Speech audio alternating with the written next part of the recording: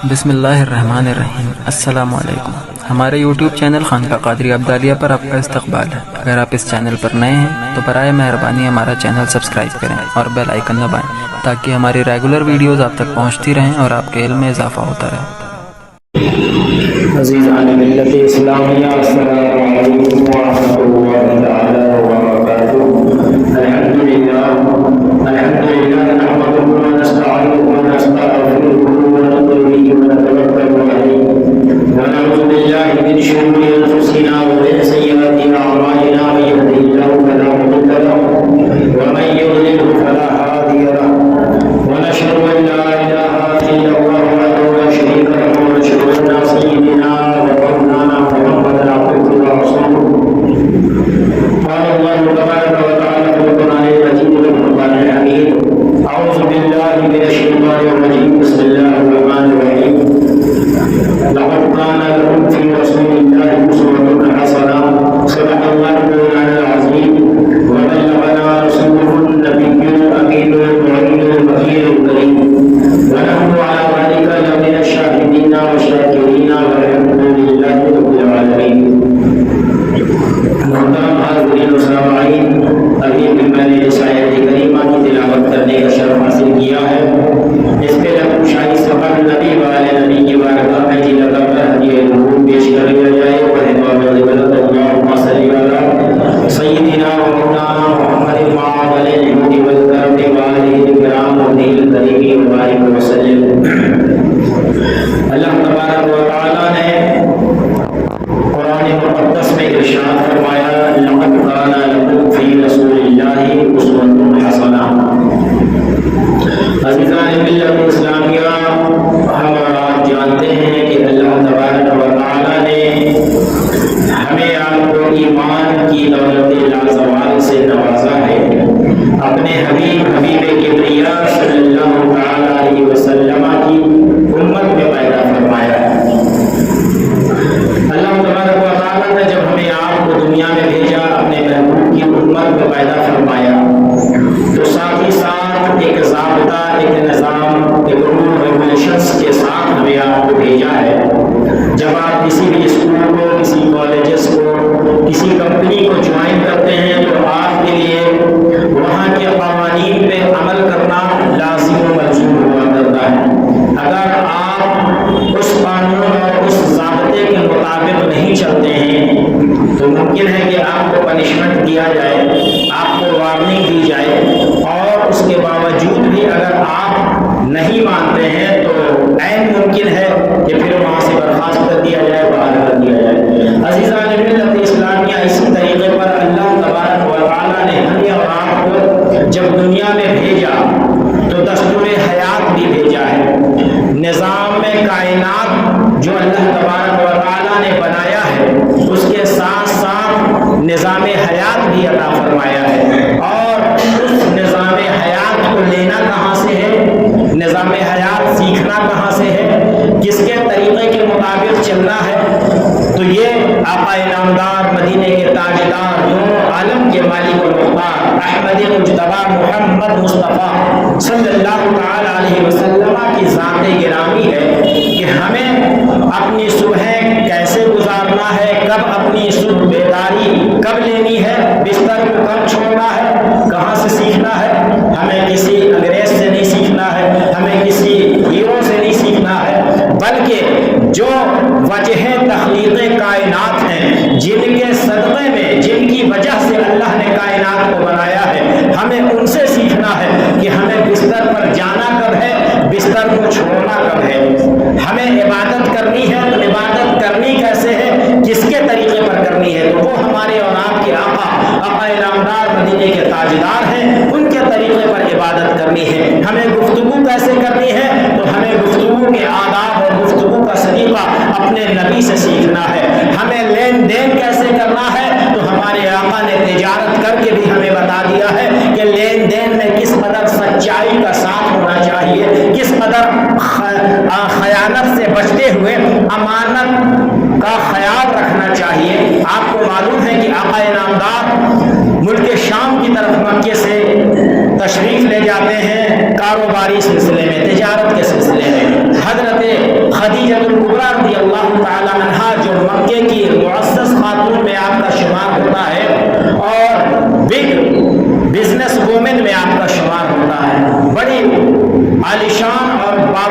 खातून हैं आपने आका इनामदार को, चूंकि आप खातून थी, आप माल तिजारत लेकर नहीं आ सकती थी, आपने आका करीम सल्लल्लाहु अलैहि वसल्लम को भेजा।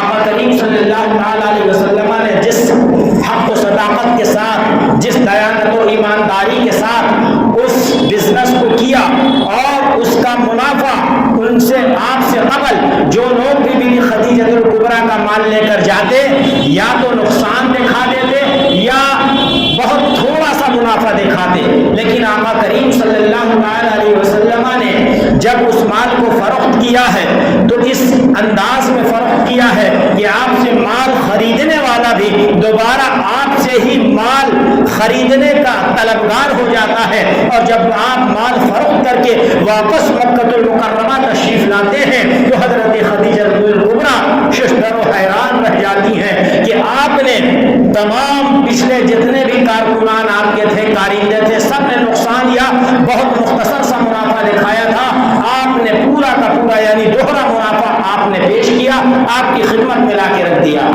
और आपने उसमें से अपने लिए कोई हिस्सा नहीं रखा। हजरत बीबी खदीजतुल कुबरा को आपकी ये अमानतदारी, आपकी ये हक़ व सदाकत बड़ी पसंद आई, आपने आपसे रिश्ता निकाह भेज दिया।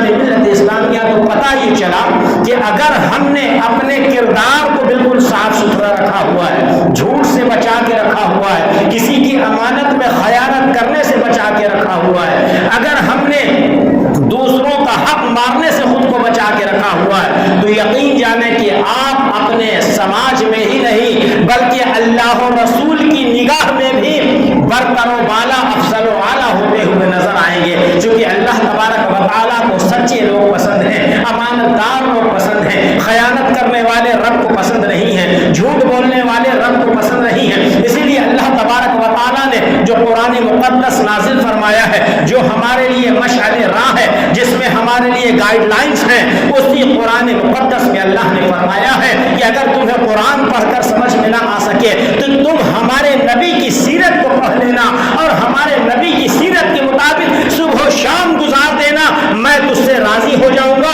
और तुझे जन्नत अता कर दूंगा। मेरे अजीज़ान मिल्लत इस्लामिया, अल्लाह ने फरमाया लक़द काना लकुम फी रसूलिल्लाहि उस्वतुन हसना, मैंने तुम्हारे दरमियान अपने महबूब हबीब किबरिया सल्लल्लाहु अलैहि वसल्लम को भेजा ताकि तुम इनकी सीरत को अपनाकर रब का कुर्ब हासिल कर सको। लिहाजा हम और आप अगर कलमा ला इलाहा इल्लल्लाह मुहम्मदुर रसूलुल्लाह पढ़ते हैं और ईमानदार होने का दावा करते हैं, रब की वहदानियत का इकरार करते हैं, रसूल के रसालत का इकरार करते हैं, तो हमारी खुशियां भी रसूल के फरमान के और रसूल की सीरत के दायरे में होनी चाहिए, हमारे गम भी रसूल के सीरत के दायरे में होने चाहिए। अजीज़ान मिल्लत इस्लामिया, हमारे रसूल अकरम सल्लल्लाहु अलैहि वसल्लम ने भी अपनी हयात मुबारका में कई निकाह फरमाया है, लेकिन आप तारीख के औराम पढ़ेंगे, आप सहाबा की हयात मुबारका पढ़ेंगे, आप औलिया कराम की हयात को पढ़ेंगे, क्या उसमें आज हमारे शादियात और उस शादियात को उठाकर देखें, क्या कहीं से मैचिंग हो रही है?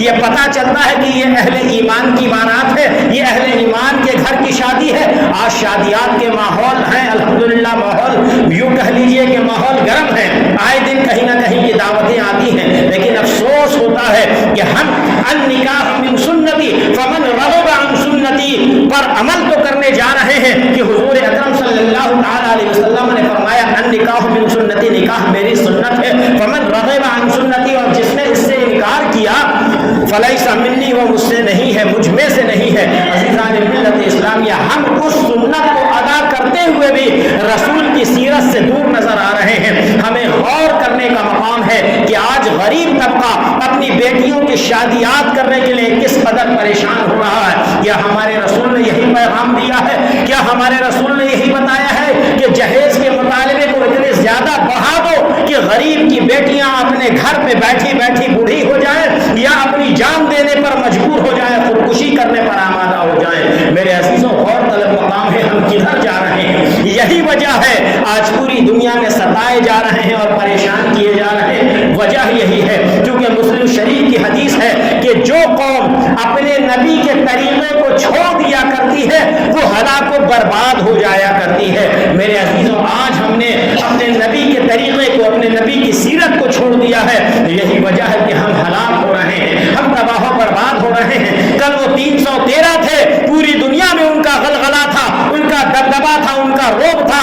لوگ جانتے تھے کہ سچائی چاہیے تو کسی مسلمان کے پاس چلے جاؤ. لوگ جانتے تھے کہ اپنی امانتیں باحفاظت چند دنوں بعد چاہیے تو کسی مسلمان کے حوالے کر دو. لوگ جانتے تھے کہ اگر صفائی اور ستھرائی دیکھنا ہے, بالکل نیٹ اینڈ کلین ایریا دیکھنا ہے تو مسلمانوں کے علاقے میں چلے جاؤ. لیکن میرے عزیزوں, کیا آج ہمارے اندر یہ تمام چیزیں ہیں؟ جھوٹ کا نام آتا ہے تو ہندو ہم سے نفرت, غیر مسلم ہم سے نفرت کرتے ہوئے نظر آتے ہیں کہ ارے مسلمان کے یہاں تو اس قدر جھوٹ پنپ چکا ہے, مسلمان کے یہاں اس قدر امانت میں خیانتیں آ چکی ہیں, مسلمان کے یہاں اس قدر گندگی آ چکی ہے.